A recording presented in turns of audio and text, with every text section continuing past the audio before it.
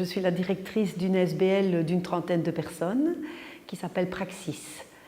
Et Praxis est spécialisée dans l'accompagnement des auteurs de violences conjugales, qu'ils viennent ici par l'intermédiaire de la justice, ils sont passés dans un tribunal devant un magistrat, ou volontairement, parce qu'ils ont choisi de s'impliquer dans un groupe de parole autour de la question des violences commises dans leur couple ou dans leur famille. Et donc Praxis travaille essentiellement avec des hommes. On a 90% de personnes de sexe masculin et 10% de femmes. Et les personnes ne sont pas mélangées. Et nous travaillons dans des groupes animés par 2 intervenants, psychologues et criminologues, pour mettre des mots autour de ce qui s'est passé dans les familles, les gestes qu'ils ont commis et aussi leur parcours de vie qui les ont conduits à la commission de tels actes. Notre activité ne s'est pas arrêtée du tout pendant la période Covid, sauf les 2 mois du grand confinement, comme tout le monde. Et donc, si c'est ces 2 mois-là dont on parle, effectivement, des personnes se sont retrouvées chez elles avec leur famille et leurs compagnes, et le système de pression intérieure n'a sans doute fait qu'augmenter dans certaines familles, puisque on sait par la ligne d'écoute à laquelle nous participons également que des femmes nous téléphonaient du fond du jardin en disant « je me cache parce que j'ai peur, il est là tout le temps », etc. Par contre, du point de vue des auteurs, certains nous ont raconté combien c'était confortable de ne plus avoir madame qui va travailler, de ne plus avoir madame qui rencontre ses amis, de ne plus avoir madame qui va boire un verre à l'extérieur. Et donc, ça a pu apporter du confort dans certaines familles, ce qui peut être inquiétant évidemment. Ça a peut-être diminué les tensions pendant 2 mois, mais globalement renforcé une fausse sécurité chez l'auteur qui s'est dit, ben voilà, ma compagne elle est là et elle a la même sécurité, je ne vais plus boire un verre, je ne vais plus...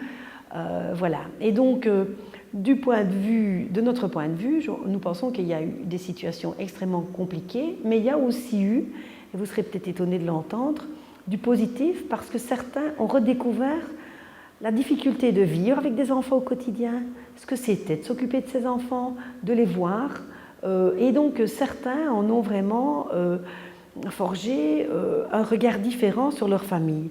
Donc je pense qu'il y a eu, en tout cas pour la population que l'on suit, le confinement a vraiment amené les 2 choses. Et là, peut-être vous raconter comment nous avons fonctionné pendant le confinement. Donc, nous avions 400 hommes en suivi dans nos groupes au moment où on a été confinés à la mi-mars. Et après une semaine, j'ai dit à mes collègues, on ne peut pas laisser ces hommes dans leur famille sans suivi. Et nous avons installé un suivi téléphonique hebdomadaire. Certains nous ont remballés en nous disant « arrêtez de nous fliquer ». Mais d'autres ont été vraiment très heureux de ce suivi hebdomadaire qui pouvait durer entre 10 minutes et 1 heure. Donc nous avions comme presque une séance individuelle. 10 minutes c'est court, mais c'était ceux qui disaient tout va bien, il n'y a pas eu d'incident. Et pour les autres, c'était vraiment ce rappel que s'il n'y avait pas eu le confinement, ils seraient venus chez nous en séance et que donc ils avaient droit à ce temps de disponibilité hebdomadaire. Et au retour des 2 mois, nous avons été étonnés d'abord de la présence, de la haute présence qui s'est réinstallée dans nos groupes très rapidement, mais aussi de ces messages que nous avons reçus de ces hommes qui disaient on a senti qu'on était important pour vous, que vous aviez envie de nous aider, que vous vous préoccupiez de ce qui pouvait se passer dans nos familles. Et le fait d'avoir cette rencontre hebdomadaire nous a aidés à ne pas diminuer les passages à l'acte ou les risques de passage à l'acte. Donc le maintien du lien, il a été fait par téléphone pendant le confinement et on se dit qu'on pourrait peut-être le maintenir aussi par des séances Zoom ou Teams, enfin que sais-je, comme on en a pris l'habitude pendant cette période Covid. Et on a des collègues québécois qui pratiquent les séances par Zoom et les gens viennent et ils disent que ça fonctionne et qu'ils se sentent à l'aise et qu'ils proposent des séances Zoom à des volontaires en disant ben voilà, tous les mois on peut se réunir par Zoom pour faire des séances, pour parler de la violence et pour se soutenir les uns les autres dans la non-violence. Parce que un des enjeux de notre travail, c'est que quand le cycle Praxis soit fini, bien entendu, les gens restent non violents, c'est-à-dire qu'en tout cas les passages à l'acte ne se produisent plus parce qu'ils en auront mesuré les impacts et la gravité et les impacts particulièrement sur les enfants. Et donc nos collègues québécois le font, pourquoi pas nous? C'est ce qu'on pourrait faire si on était de nouveau confrontés à une période de confinement. Ce maintien du lien nous paraît vraiment essentiel dans notre travail.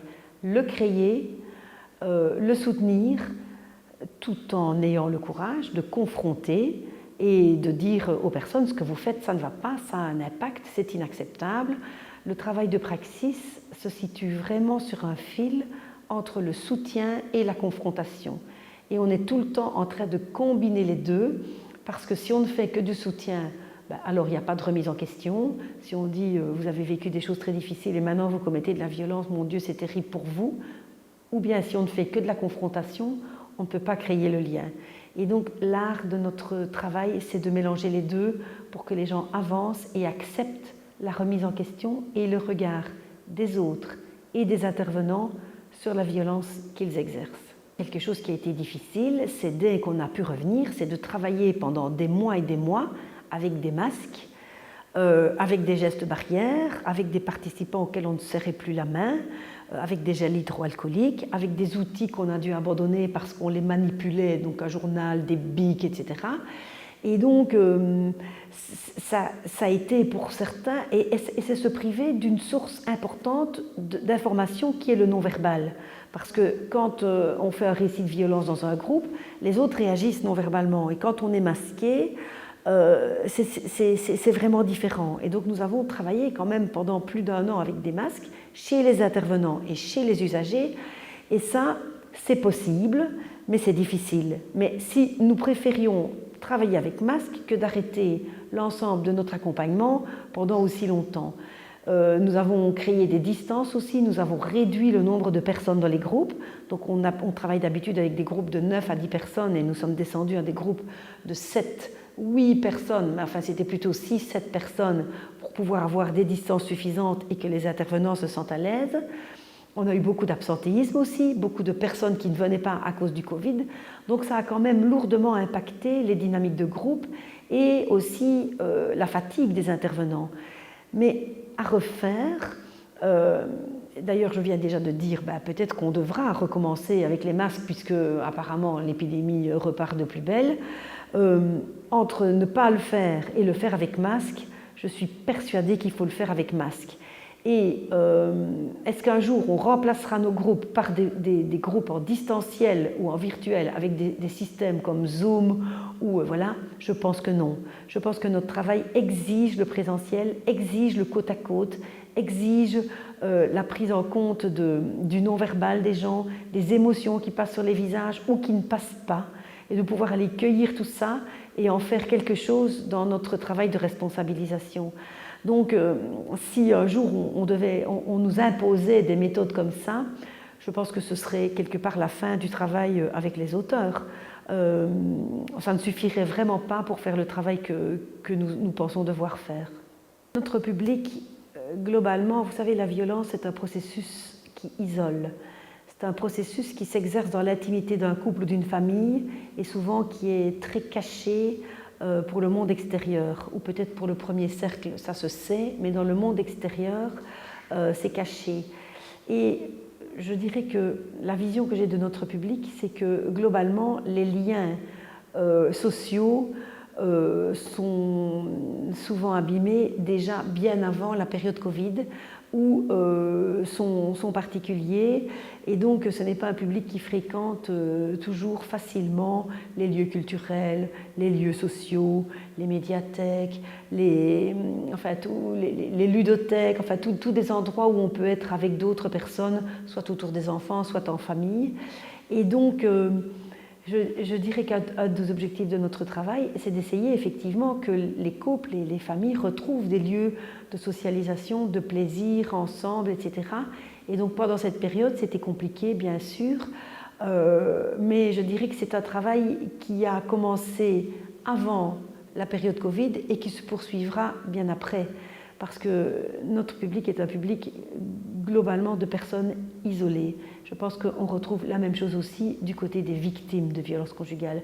On a vraiment des familles qui vivent beaucoup sur elles-mêmes, enfermées dans leurs difficultés et dans leurs secrets parfois. Mon message aux autorités publiques, ce serait de dire que la plus grande peur que j'ai, c'est par rapport aux familles, ce qui s'y passe, par rapport à ce besoin de soutien et de contact qu'ont les auteurs de violences conjugales comme les enfants qui bénéficient du travail que leurs pères peuvent faire ici, et que ça me fait bien plus peur que des maladies qu'on pourrait attraper, et qu'il ne faut pas mettre trop de contraintes pour le travail social, et nous en faisons partie, parce que pour moi les plus grands dégâts ne sont pas dans les milliers de morts qu'on a eus, mais dans les situations familiales qui se sont dégradées, dans tous ces liens qui se sont détissés, et que pour moi c'est ça le plus grand danger, et qu'il faut vraiment y être attentif. Il faudra réfléchir à des mesures beaucoup plus light, beaucoup moins massives dans l'avenir, pour permettre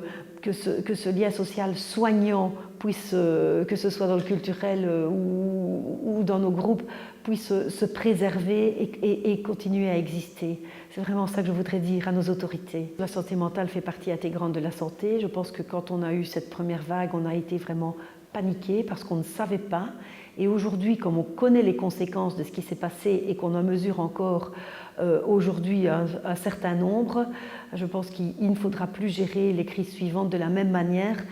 On a déjà du mal à retisser les choses, alors il ne faudra pas aller couper dans le tissu une nouvelle fois. Merci beaucoup. Est-ce qu'il y a quelque chose que vous souhaiteriez ajouter ? Peut-être dire que le travail avec les auteurs, c'est un travail difficile et que quand on le mène, il est trop tard. C'est-à-dire que c'est des gens qui sont passés à l'acte et qui ont utilisé leur force physique la plupart du temps dans le cadre de leur relation de couple ou de leur famille, et que si on pouvait dès le départ travailler sur la difficulté à être en couple, mais aussi anticiper ce que ça nécessite de compromis, mais aussi de pouvoir déconstruire chez les jeunes des visions stéréotypées du couple, des rapports hommes-femmes, je pense qu'on aurait peut-être moins de personnes qui finissent chez Praxis, et l'idéal, ce serait qu'un jour Praxis n'existe plus.